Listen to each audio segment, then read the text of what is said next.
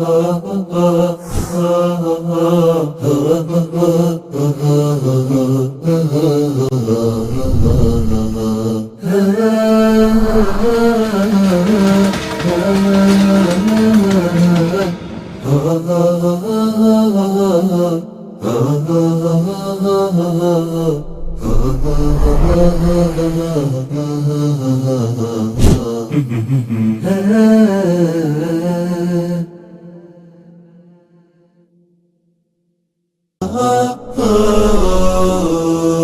زلت في دفاتري قصيدة، وفي ظلال أعيني كشمعة جديدة، وفي ظلال أعيني كشمعة جديدة. ما زلت مثل وردة الربيع يا وحيدة. إريتريا يا جارة البحر ويا منارة الجنوب، إريتريا يا درة البحر ويا منارة الجنوب. بسم الله الرحمن الرحيم. الحمد لله رب العالمين، والصلاة والسلام الأتمان الأكملان على نبينا محمد وعلى آله وصحابته ومن اهتدى بهداهم واقتفى أثرهم بإحسان إلى يوم الدين. مشاهدي الأكارم، سلام الله عليكم ورحمته وبركاته. أهلا وسهلا ومرحبا بكم في حلقة جديدة من برنامجكم قضايا إريتريا. حلقتنا اليوم هي حلقة مهمة ومباركة إن شاء الله فيما يتعلق بصلة الرحم، هذا الأمر العظيم الذي ينبغي أن نذكره في مجالسنا بين الفترة والأخرى تذكيرا وحثا وتوجيها لما فيه من مصالح عظيمة تعود علينا كمعشر الإريتريين خاصة وعلى المسلمين عامة. هناك آيات كثيرة وأحاديث عظيمة تدل على أهمية هذا الأمر، وشعبنا الإريتري كبقية الشعوب منهم الممتثل في هذا الأمر المتسابق إليه، ومنهم المقتصد ومنهم الظالم لنفسه. من هنا كان لا بد علينا أن نطرحه كأمر مهم يتعلق بقضية من قضايانا الإريترية، صلة الرحم، ما يسمونه جماعتنا بسنة الرحم. مشاهدينا الأكارم، باسمكم جميعا نرحب بضيفنا الدائم دكتور حسن سلمان أبو البراء، الباحث في القرن الأفريقي والموجه الفاضل لشعبنا الإريتري المسلم. سنتحدث حول هذا الموضوع من جانب ما يهمنا نحن كإريتريين في أي مربع نحن في هذا الأمر بالذات. سندخل فيما يتعلق آيتين يوضحان لنا أهمية هذا الأمر، ثم بعد ذلك نتطرق إلى مدى اهتمامنا نحن كمسلمين في هذا الجانب. بالحقيقة لو بحثنا سنجد ثمة هناك أمور محزنة جدا يقطع الأخ أخاه لأتفه الأسباب، وربما يقطع الأخ أخته، أو يحصل بين الأبناء والآباء قطيعة رحم وشكاوى كثيرة في المحاكم في داخل إريتريا وخارجها. مع الأسف الشديد هناك أيضا ربما حصل حقوق بأنواع كثيرة من الأولاد تجاه آبائهم. لا أستبق الأحداث، نبدأ في بادئ ذي بدء. نرحب بشيخنا. أهلا وسهلا شيخنا أبو البراء. حياكم الله. أهلا وسهلا. مرحبا بكم المشاهدين. أهلا وسهلا. الأمر ليس سياسيا ولكنه اجتماعيا يهم شعبنا الإريتري. دعنا شيخ حسن نبدأ في باكورة حلقتنا. ما معنى صلة الرحم؟ من هم الأرحام؟ الحمد لله رب العالمين، والصلاة والسلام على رسول الله الأمين وعلى آله وصحبه أجمعين. أما بعد، يقول الله سبحانه وتعالى: يا أيها الناس اتقوا ربكم الذي خلقكم من نفس واحدة وخلق منها زوجها وبث منهما رجالا كثيرا ونساء واتقوا الله الذي تساءلون به والأرحام إن الله كان عليكم رقيبا.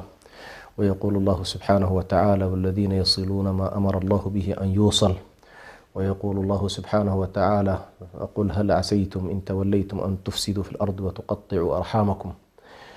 حقيقة النصوص في مسألة صلة الرحم كثيرة في كتاب الله وفي سنة النبي صلى الله عليه وآله وسلم. والتعريف موضوع الصلة، صلة الرحم كما يقال هي كلمة مركبة من الصلة ومن الرحم، والصلة ضد القطع، فالموصول خلاف المقطوع. والرحم مشتقة من رحم المرأة، يعني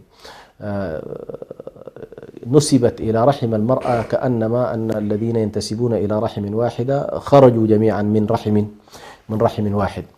ولكن بالنسبة للتعريف الاصطلاحي لها، فإن صلة الأرحام في الشريعة الإسلامية تعني كل من يعني يتصل بك بصلة نسب من جهة الأم أو من جهة الأب أي من جهة الوالدين، أو يتصل بك كذلك من خلال المصاهرة والنكاح والزواج.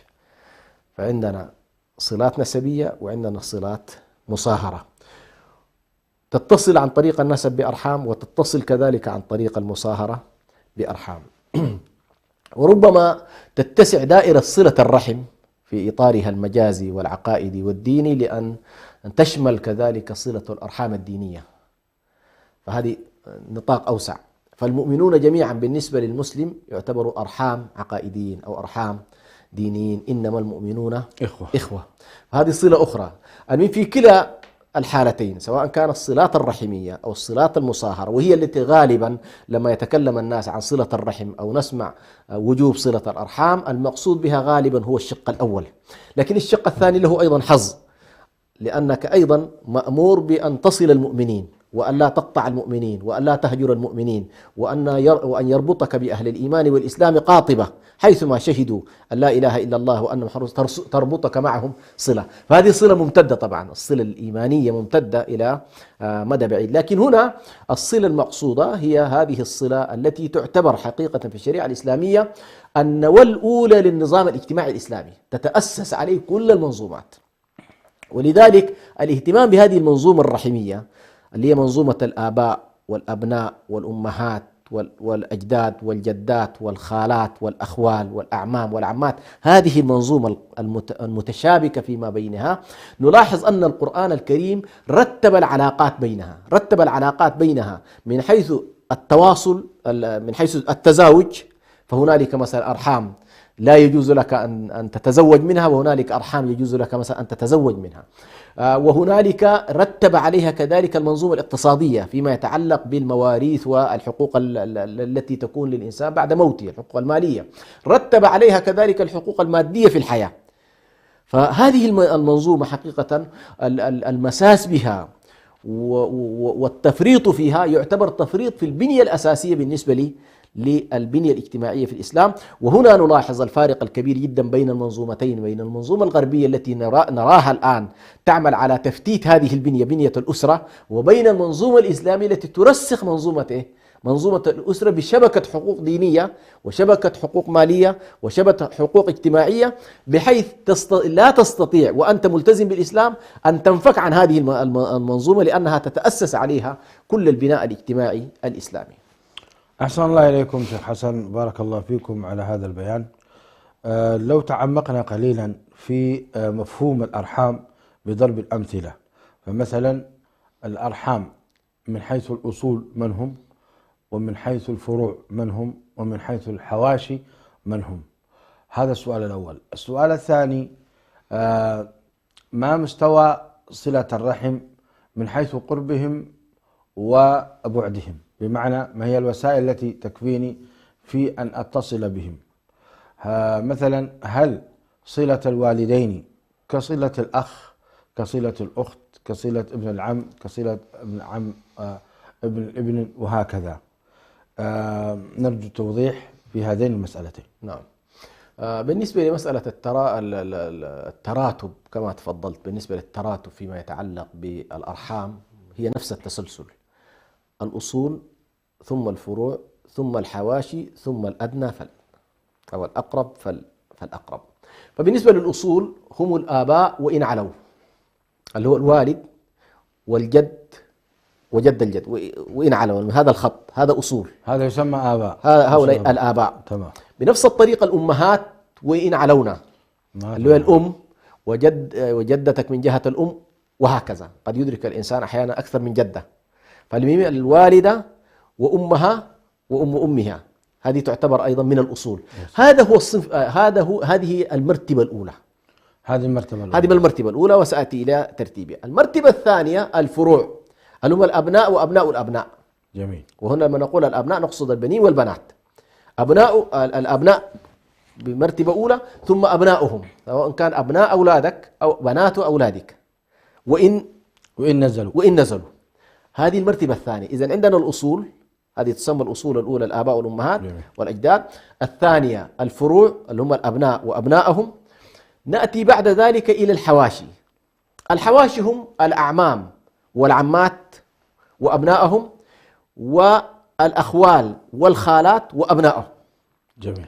هذه تقريبا المجموعة نكاد نقول هي درجة النسب القريبة، لكن بهذا الترتيب: أصول وفروع وحواشي. نأتي إلى موضوع الأصول. الترتيب في الأصول: سئل النبي صلى الله عليه وسلم: من أحق الناس بحسن صحابتي؟ قال أمك. أو يعني سئل عن البر: من الأولى ببري؟ نعم. قال أمك. قال ثم من يا رسول الله؟ قال أمك. قال ثم من يا رسول الله؟ قال أمك. قال ثم من؟ قال أبوك. فأدناك فأدناك، أو فالأقرب فالأقرب، بروايتين: الأدنى فالأدنى والأقرب فالأقرب. يعني الأم أولا لها بهذا الشكل 3 مراتب من الحقوق، ثم يأتي كأنما في التسلسل الرابع، في الدرجة الرابعة يأتي الوالد، ثم بعد ذلك تتسلسل الحالات الأدنى فالأدنى، يأتي الأبناء وأبناء الأبناء، ثم يأتي الحواشي الأعمام وأبنائهم، والعمات وأبنائهم، والأخوال وهكذا.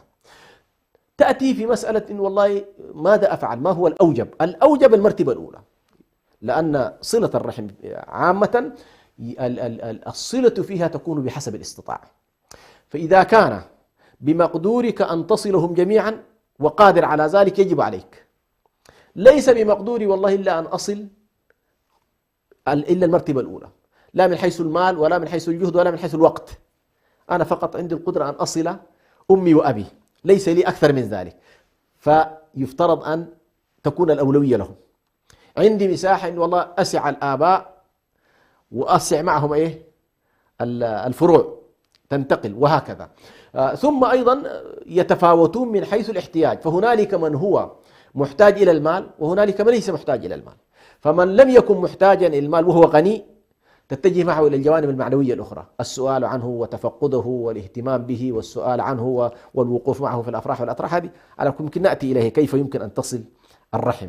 لكن هذه هي، يعني من الناس من تصلهم بالمال بحسب حاجتهم، ومنهم من لا تصله بالمال لكن تصله بالكلمة، تصله بالسؤال. فالشاهد بأن صلة الرحم تكون بقدر الاستطاعة. فإذا ضاقت مساحات الزمن أو مساحات القدرة المالية أو الجهد فإنك تكتفي بهذا التسلسل: الأصول ثم الفروع ثم الحواشي. فإذا وجدت أن تغطيهم جميعا فالحمد لله، ما استطعت فيجب أن تكون الأولويات بهذا الشكل الذي ذكرنا. طيب، كما تفضلتم، وسيلة التواصل بين الأرحام بماذا تكون ومتى تكون؟ نعم. أول في كل الأحوال الإنسان مطالب أن يصل الرحم، مطالب في كل أحواله أن يصل رحمه وبأشكال. يعني هل يتساوون مثلا يعني بين صلة الوالدين اللذين يجب علي أن أسأل عنهما بصفة مستمرة؟ نعم. يعني ربما يوميا وربما في اليوم 2 أو 3. نعم.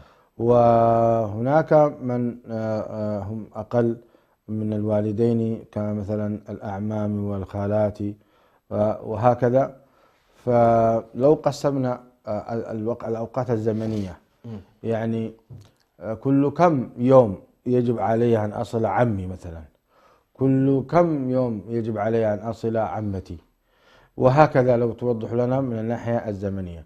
هذه واحدة. الثانية أيضا كيفية التواصل اليوم. أنعم الله علينا بوسائل التواصل الاجتماعي، يعني ما تراه وتسمعه. هل يكفي مثلا أن أصل رحمي في الجروبات؟ هناك جروبات كثيرة اليوم فتحت في الواتساب وغيرها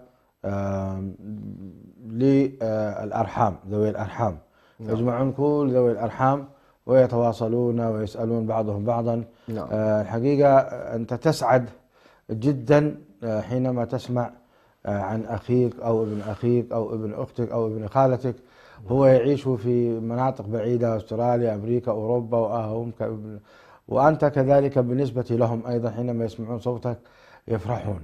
هل هذه من الصلة؟ وفي أي مستوى هي؟ وهكذا لو توضح لنا هاتين الأمرين، الوسائل والأوقات الزمنية. جميل. أولا الضابط عموما في موضوع صلة الأرحام كما يقول شيخ الإسلام ابن تيمية: كل ما لم يرد تحديده بالشرع أو باللغة فإن الضابط فيه العرف. يا سلام. أي يعني القضية اللغوية إذا ضابط المصطلح، أو القضية الشرعية إذا ضابط المصطلح. سنلاحظ بأن موضوع الأرحام لم يحدد فيه حدا ضابطا بحيث والله يقول لك إنك تصل في اليوم أو تصل في السنة أو تصل في الأسبوع، لكن ما هو معروف عرفا أن يقال إنه والله شخص مثلا الولد الذي لا يتفقد والده كل يوم عند الناس يعد مثلا، أو في عرف الناس يعد قاطعا له، أو كل أسبوع مثلا بزيارته مثلا إذا كانوا في نفس المكان، إنه والله مثلا كل جمعة يعني يكون عنده، أو كل سبت يكون عنده، أو يوم العطلة لابد أن يكون عنده، لكنه مع ذلك خلال الأسبوع كله يتفقده إيه مثلا بالوسائل المعروفة بالتلفونات مثلا.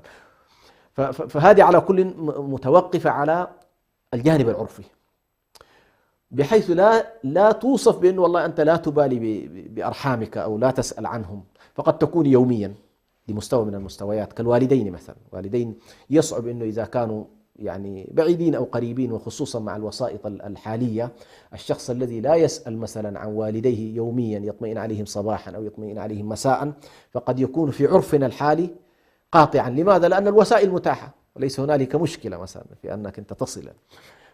كذلك بعضهم يمكن أن تصله في كل جمعة، وهؤلاء قد يكونون مثلا الأبعد فالأبعد. كما تفضلت، إدخال نظام الجروبات اللي هو نظام المجموعات التي تجمع العائلة، وهذه صراحة من الأشياء التي ربنا سبحانه وتعالى سخرها لنا، بحيث مثلا اليوم أنت تستطيع أسرك كلها أو أي أسرة من الأسر التي عندك لها مثلا مجموعة من الصباح عندما تستيقظ وتعمل أذكارك وتقرأ قرآنك الصباح مثلا تصبح عليهم وتطمئن، فيدخلون جميعا على هذا، فيكون في نوع من الاطمئنان. فصراحة هذه المسائل الآن سبحان الله صارت من الأشياء المهمة جدا. يعني مثلا أنا عندي ابن خالتي مثلا في دولة من الدول، من الصباح يوميا يرسل رسالة فأرد عليه فيقول الحمد لله اطمئنيت أنك بخير، خلاص الله. فيعيش هو حالة من الطمأنينة بهذا الشكل. فكما تفضلت الآن الله سبحانه وتعالى يسر لنا هذه. صارت بالعكس الأمور الآن ما شاء الله دخلت فيها الصوت، دخل فيها الصورة، بإمكان أنه العائلة كلها إذا ليس بينهم ما يمنع من الجروب الصوري الواحد يمكن جميعا أن يلتقوا على حالة واحدة. فهذه على كل الوسائل كما تفضلت الآن صارت أقامت علينا الحجج. ولذلك شيخ الإسلام الشيخ ابن باز عليه رحمة الله كان يقول أقل ما يمكن أن يوصف بصلة الرحم أن لا تكون قاطعا، ده أقل مستوى، لا تكون قاطعا بمعنى أنه والله لا يمر عليك مثلا شهر أو لا يمر عليك شهرين وأنت لا تسأل عن أرحامك الذين ذكرناهم من أصول أو فروع أو حواشي، من خاصة الدرجة الأولى في كل منهم، الدرجة الأولى مثلا في الأصول، الدرجة الأولى في الأرحام في الفروع، الدرجة الأولى مثلا في الحواشي. يعني العم مثلا قد يكون وضعه أرقى وأرفع من ابنه، قد يكون أنت والابن ممكن تتواصلون بعد فترة، لكن العم هو بمنزلة إيه؟ بمنزلة الوالد من حيث الدرجة. فهذه تحتاج إلى تنبيه. لكن يبقى السؤال هو خلينا نقول والله كيف أصلا أنا صلة الرحم؟ هل هي فقط والله تلفون وكيف حالك، ولا في قضايا مفروض يكون فاهم الإنسان إنه والله هذه الطرق هي التي يمكن أن تصل بها أنت الأرحام. نلاحظ مثلا أهم جزئية يعني يحتاج إليها الإنسان في أرحامه التفقد أحوالهم، حيث الصحة، حيث الفقر، من حيث الغنى، من حيث السلامة العامة، من حيث أوضاعهم الدينية، أوضاعهم المالية، أوضاعهم الاجتماعية، هل الأسر متماسكة، هل حاصل فيها تفكك، إلى كل ما يتعلق بمفهوم التفقد. هذه أول جزئية، لأنك إذا تفقدتهم ترتبت عليها الأمور الأخرى. عندما تتفقد سبحان الله ستلاحظ هنالك من هو مديون فتحاول أن تقضي له حاجته المالية، تلاحظ أن هنالك من هو محتاج إلى استشارة وهو متورط في قضية من القضايا ويكون الحل عندك فقد تقدم له مشورة. هنالك سبحان الله من هو فقط محتاج منك أن تقول له يا أخي نحن معك فلا تخف فلا تقلق. يعني هذه ما يسمى الآن بقضية شعور الإنسان بالأمان، بأنه وسط بيئة، لأنه سبحان الله أخطر ما يمر على الإنسان أن يشعر بأنه وحيد. صحيح. هذه مسألة خطيرة جدا في الحالة الإنسانية. الإنسان يشعر بأنه سبحان الله قوي بإخوانه وبأهله وبناسه وجماعته وكذا بعد عون الله سبحانه وتعالى. فهذه المسألة مهمة جدا. يعني بعض الناس سبحان الله تمر عليك ورطة وهو فقط يتصل عليك ليقول لك والله أنت تستحق مني كل خير لكن لا أجد ما أقدمه لك، ولا تنسى له هذا الموقف حتى لو لم يساعدك، لكن تجد أنه هذا الشعور الطيب النبيل الذي يشعر فيه أنه والله لست وحدك فنحن معك. هذه المسألة تبنى على التفقد. فموضوع التفقد يبنى عليه بعد ذلك كما ذكرت الحقوق. مثلا المشاركات، مشاركة في الأفراح والأتراح، عندهم مناسبات زواج لابد، هذه مواقع الصلة، فلا يمكن أن يكون والله من أقربائك هؤلاء الذين ذكرناهم من أصول وفروع وحواشي، خصوصا من هؤلاء المقربين. الآن هؤلاء يعتبروا الآن الأسرة القريبة وليست بالمعنى الكبير، يعني لأن الحالة الرحمية قد تمتد إلى ما هو أبعد من ذلك. فهؤلاء خاصة مناسباتهم في الأفراح والأتراح لابد أن يكون لك فيها حضور. هذا الحضور إذا كنت متواجد فالحضور الجسدي، وإن لم تكن متواجد فالحضور حضور عن بعد، سواء بالاتصال سواء بإرسال ما يساعدهم ما يعينهم على أفراحهم. النقطة الثانية أيضا يدخل فيها موضوع إجابة الدعوات. إذا دعاك من أقربائك هؤلاء إلى وليمة إلى غيره، طبعا الدعوة الوحيدة التي يجب الاستجابة لها هي وليمة العرس. هذه طبعا باتفاق العلماء أنها واجبة، يعني لا يعتذر فيها الإنسان للبعيد أو القريب إلا إذا كان له ظرف قاهر. بقية الدعوات ممكن على كل يتم التسامح فيها. فموضوع إجابة الدعوات. النقطة الرابعة أيضا المساعدات بأشكالها المختلفة، سواء كانت مساعدات مادية مساعدات معنوية، أيضا تدخل عموما في هذا الجانب. اتباع جنائزهم، إذا حصلت وفاة لأقربائك لا بد أن تكون حاضرا. لا يستقيم أنه والله أنت موجود ولا تشاركهم في مثل هذه الحوادث. هنالك حقيقة في بعض المجتمعات هذه القضايا معظمة ولها قيمتها، خصوصا إذا سمع في وفاة لا يمكن أن يتخلف. فبعض الناس ما شاء الله هو حاضر حتى لو كان في مشوار في سفر، يحرص أنه يكون والله، لأن هذه القضايا اللي سبحان الله تمر على الناس أحيانا في العمر مرة. فإذا لم تشارك فيها ولم تكن حاضر ولم تكن والله واقف مع أقربائك في هذه اللحظة اللي يحتاجوا فيها إلى الدعم المعنوي، فإنه لا معنى بعد ذلك إذا فات هذا اليوم. على كل هذه بعض. ثم أيضا أمرهم بالمعروف، نهيهم عن المنكر، مناصحتهم، إرادة الخير لهم، الدعاء لهم، كل هذا سبحان الله مما يدخل في مفهوم صلة الرحم. أحسن الله إليكم شيخ حسن. مشاهدي الأكارم، فاصل ونواصل معكم هذا البرنامج الماتع الممتع، فابقوا معنا. إريتريا يا درة البحر ويا منارة الجنوب.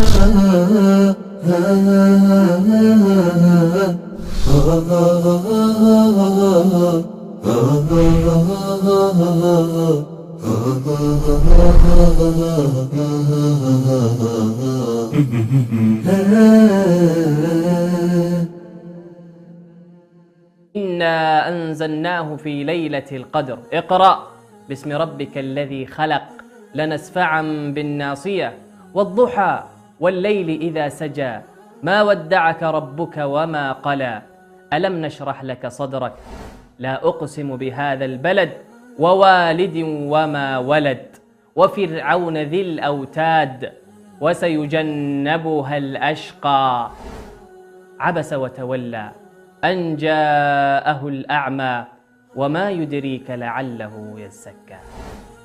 كل ذلك في برنامجكم سير وأعلام، وهو برنامج تفاعلي يحتوي على سير وأعلام ومناسبات وهدايات في جزء عامة المبارك، فانتظرونا في الأوقات التالية.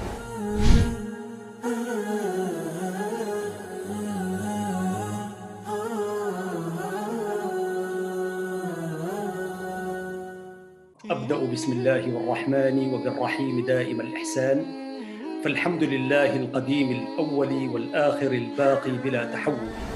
أكرم بقوم أكرموا القرآن وهبوا له الأرواح والأبدان، وكما قال الشاعر: الحي حي من حياة لسانه، فإذا أبيد من اللسان أبيد.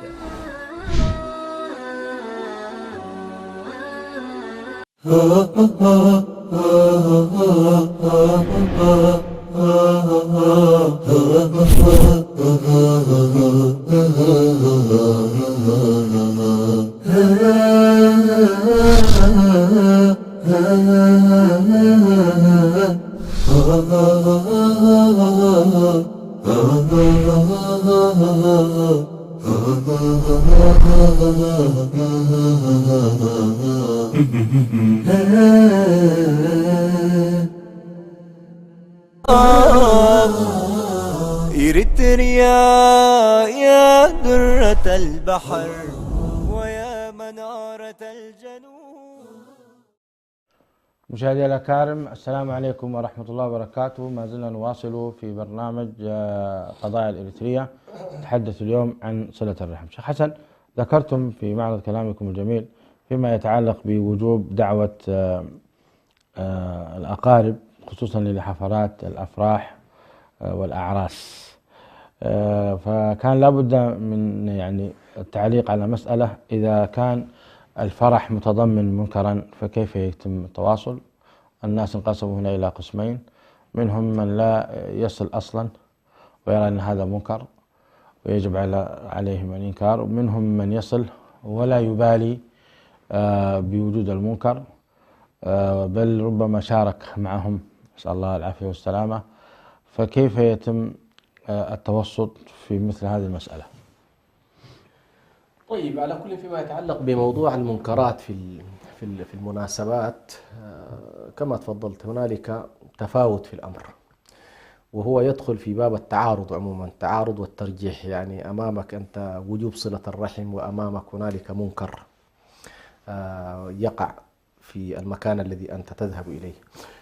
هنا خلينا نفرق ما بين مناسبة تتعلق بالأرحام ومناسبة أخرى لا تتعلق بالأرحام.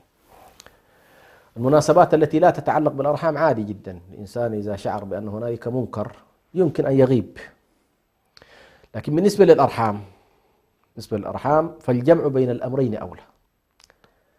أول، إذا كان حضوره يقلل أو ينهي المنكر الذي هو قائم فحضوره واجب. يعني بعض الوجهاء إذا حضر أثناء جلوسه لا يمكن أن تحصل مثلا بعض المنكرات، فهذا حتى وإن قلل ليس بلازم أن ينهي كل شيء، حتى وإن أدى إلى أنه والله المنكر يقل بنسبة معينة 3 ساعات ساعتين في المناسبة، فإن حضوره أولى من غيابه. لا، أنا الحضور بالنسبة لهم واحد، حضرت ما حضرت المنكر المنكر قائم. ينتقل إلى المرحلة الثانية، وهو أنه يحضر ويبارك لهم ويهنئهم ثم يفارق، حتى يجمع ما بين أنه أدى الواجب وفي نفس الوقت فلا تقعدوا معهم حتى يخوضوا في حديث غير. يا سلام. أي يعني لا تحاول أنه والله ابتداء ويكون أدى النصيحة، يكون أدى النصيحة وأشعرهم بأنه لم يجلس لأنه لأن هناك منكر ما يغضب الله عز وجل. هناك وبالتالي لما يشعر الناس بأنه والله يا أخي هذه المسائل صارت تحرمهم من الأخيار، صارت تحرمهم من بعض الأقارب، أقل شيء ماذا سيفعلون؟ سيقولوا والله هذه القضية تظل نمتنع عنها إلى أن الناس يا سلام تنفض. فممكن أنت بهذا النوع من الحضور والإنكار، سواء كان إنكار القولي أو الإنكار العملي، فإنك قد تقلل وتغير سلوك كثير من الناس. هذه الحالة الثانية. الحالة الثالثة وهو أن والله يعني المنكر قد يزيد بحضورك، دي تحصل أحيانا أيضا، قد يزيد بحضور بعض الناس، فإن الواجب في حقه الامتناع من الحضور حتى لا يؤدي إلى مزيد إيه؟ كأن يكون مغنيا مثلا، كأن يكون مثلا مغنيا أو ماهرا في ضرب الكوبورو مثلا. فهذه على كل يعني تحتاج فيقال إلى له تعال اضرب الكوبورو نعم ومتعنا. وتحصل على كل نسأل الله العافية نعم. والسلامة. نعم. أو أحيانا بعض الناس مثلا بعض الناس يأتي وهو مثلا عنده صيغة تربوية معينة لأولاده لبناته لزوجته ثم يجد بأن والله هذه الأمور تخلط عليه أو تخرج أسرته من دائرة التربية التي هو على كل عودهم عليها. هذه كثير من القضايا مثل هذه الزيجات للأسف والله يا شيخ تؤثر حسن مشكلة كبيرة فعلا. يعني إنسان يبذل جهده في تربية الأبناء كما تفضلت أو توجيه الزوجة، وثمة هناك أعراس لا تهتم بهذه الأمور. نعم. ويكون هذا العرس أصلا هو لك، يعني باعتبار مثلا زواج بنات أخواتك أبناء إخوانك، فإن لم تحضر فهي إشكال، وإن حضرت واختلطت يصبح الأمر حقيقة يتضارب معك ومع أبنائك. كما تفضلت مشكلة كبيرة، نسأل الله أن يهدي إخواننا وأخواتنا وجميع المسلمين.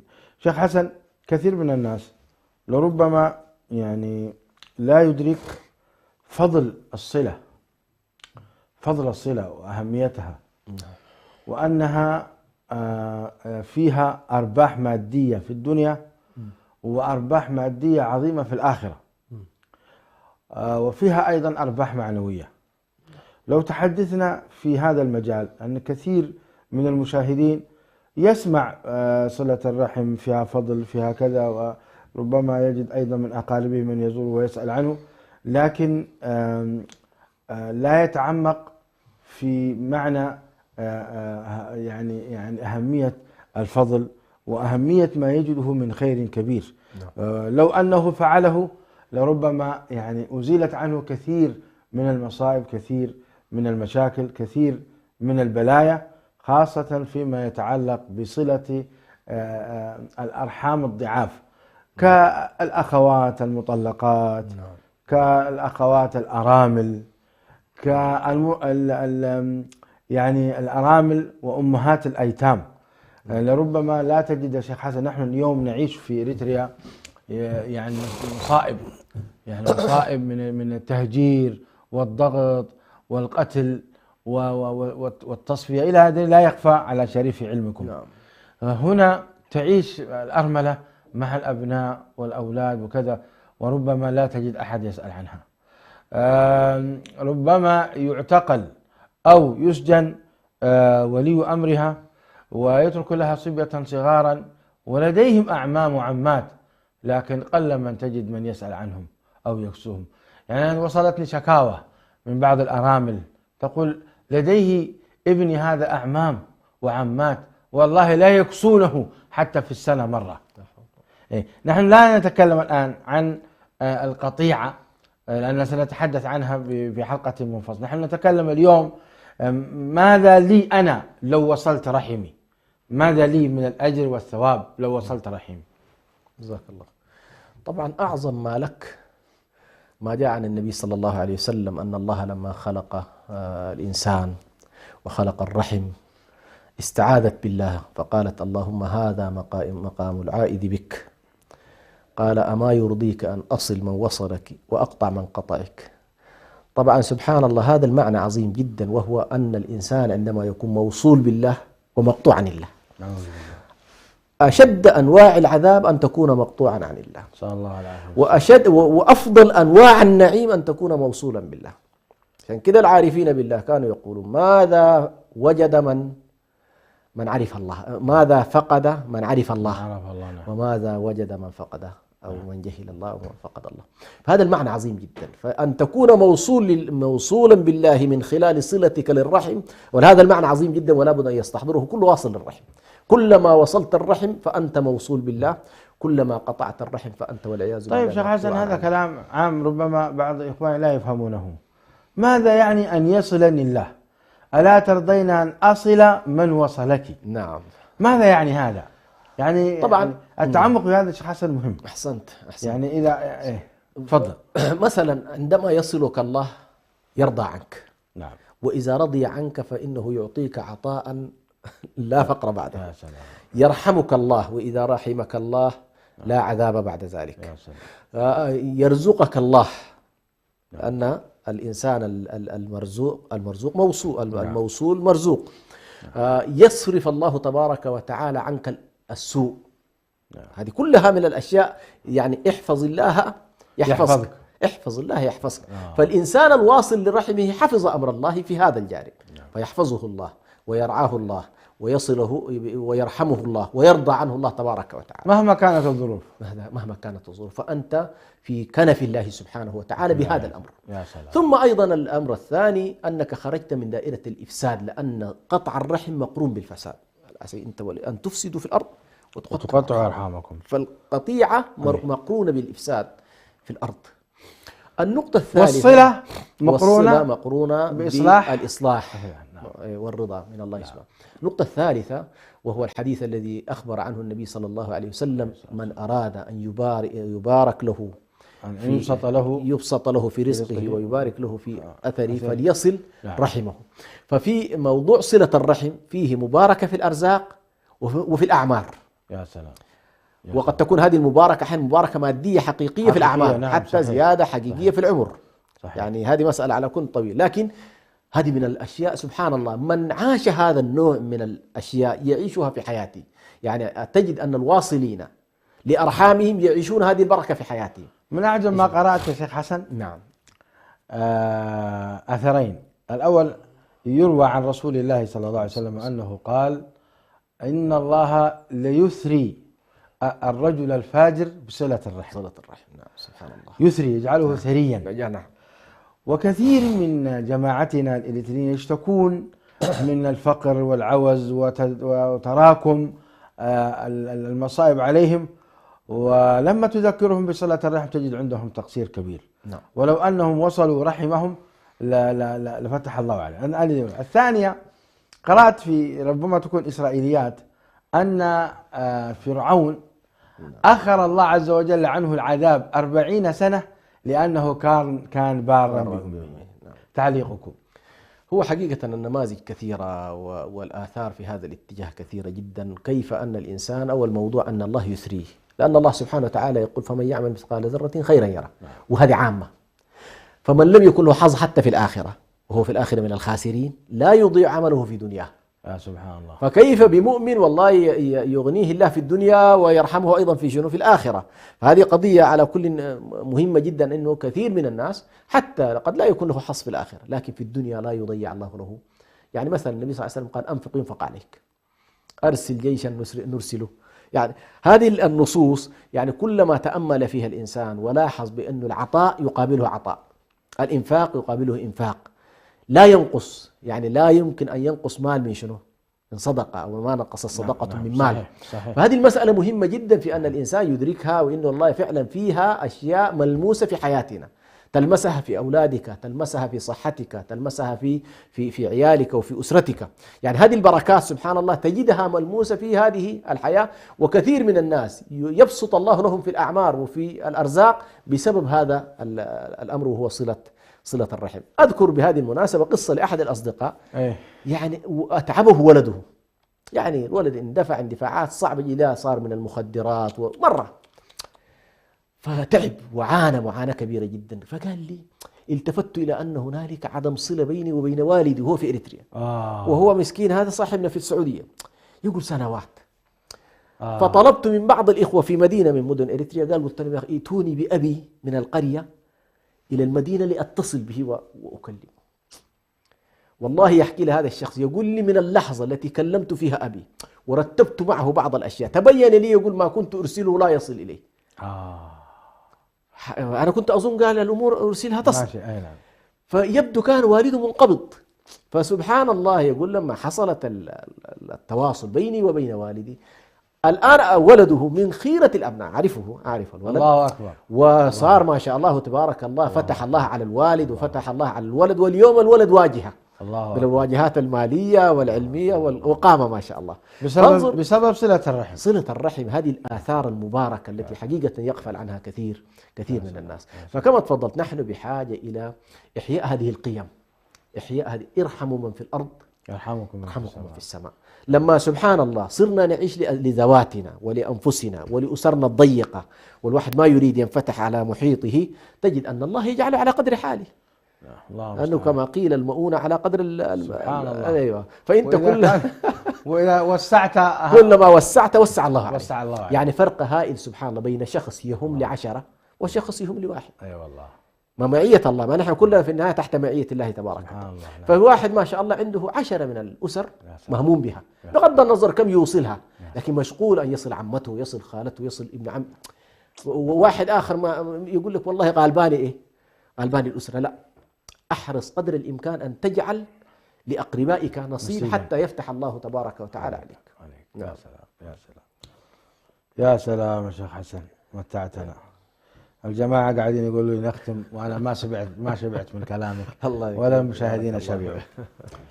مشاهدينا الأكارم، ماذا نقول بعد هذا الكلام الطيب؟ نسأل الله تعالى أن يجعلنا من الذين يستمعون القول فيتبعون أحسنه، ونسأله سبحانه وتعالى أن يوفقنا لصلة الرحم. ومن هذا المنبر أستغل أن أصل رحمي فأسلم على كل أقربائنا وإخواننا وأخواتنا من الأبناء والأخوات وأبناء الأبناء، وكذلك الخالات والعمات والإخوة والأخوات الجميع، نصلهم ونقول لهم نسأل الله تعالى أن تكونوا بخير. وكذلك أيضا يعني نيابة عن الشيخ حسن وعن الاستوديو نصل أقاربنا وفي داخل إريتريا وخارجها وجميع مناطق الكرة الأرضية، نسأل الله تعالى أن يوفقهم ويحفظهم ويصونهم ويرضى عنهم ويرضيهم ويجعل مثواهم الجنة، آمين. الحديث باقي، لا يزال هناك بقية من المسائل لم نتطرق إليها، خصوصا فيما يتعلق بقطيعة الرحم والحذر من ذلك. إن شاء الله نلقاكم في الأسبوع القادم على خير. استودعكم الله الذي لا تضيع ودائعه، والسلام عليكم ورحمة الله وبركاته. إريتريا يا جارة البحر ويا منارة الجنوب، إريتريا يا درة البحر ويا منارة الجنوب.